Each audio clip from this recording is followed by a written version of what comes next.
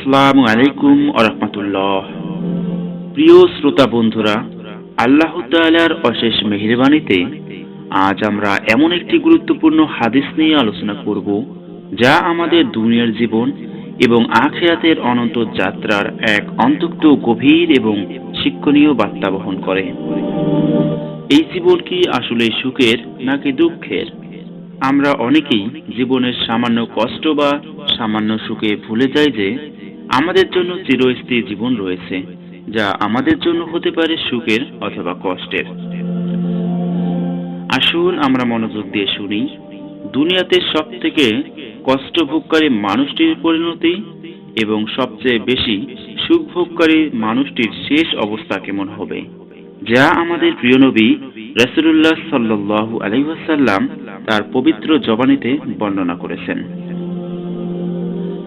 আনাস রাদিয়াল্লাহু আনহু থেকে বর্ণিত, রাসূলুল্লাহ সাল্লাল্লাহু আলাইহি ওয়াসাল্লাম বলেছেন, দুনিয়াতে সবচেয়ে বেশি কষ্টভোগকারী জান্নাতীকে হাজির করা হবে।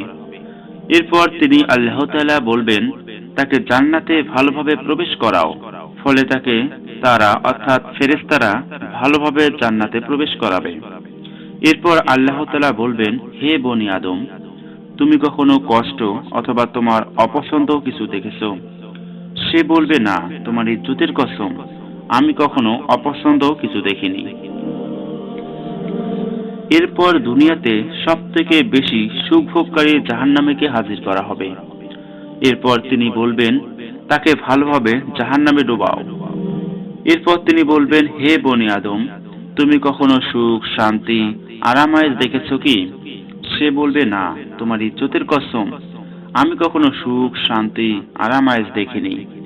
হাদিস মুসনাদুল ইমাম আহমদ ১৩,৬৬০।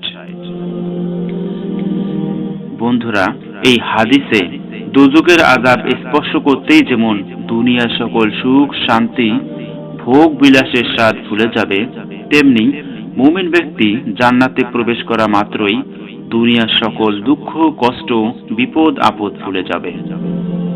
তাই আসুন আমরা দুনিয়ার ক্ষণস্থায়ী দুঃখ, কষ্ট বা সাময়িক ভোগ বিলাস নিয়ে মগ্ন না থেকে আমাদের চূড়ান্ত গন্তব্যের জন্য প্রস্তুতি নেই। আমাদের সকল চেষ্টা যেন হয় সেই চিরস্থায়ী সুখের উদ্যানে প্রবেশের জন্য। আল্লাহ তাআলা আমাদের সবাইকে সেই তৌফিক দান করুন, আমিন। বন্ধুরা, ভিডিওটি ভালো লাগলে অবশ্যই একটি লাইক করবেন এবং নিয়মিত ইসলামিক ভিডিও পেতে চ্যানেলটিকে সাবস্ক্রাইব করে পাশে থাকবেন।